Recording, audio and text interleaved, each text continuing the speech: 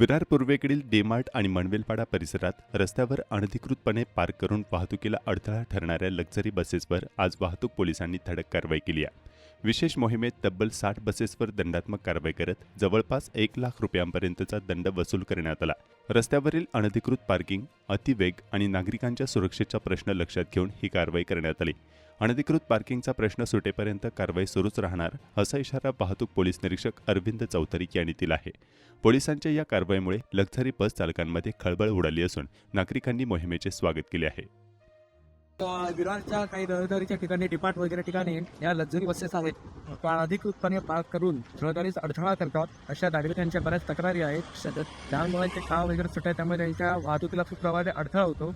आणि हे लक्झरी आहेत, लक्झरी बसेस ते वाहतुकीचे नियम न पाळतात कुठल्याही रस्त्यावरून आता ती अति वेगाच वाहने नेत असतात, त्यामुळे अपघात होण्याची शक्यता असते. त्यामुळे यांच्याविरुद्ध मोठी मोहीम उघडण्यात आलेली आहे. आता सकाळपासून जवळजवळ आम्ही 60 बसेसवर कारवाई केलेली आहे.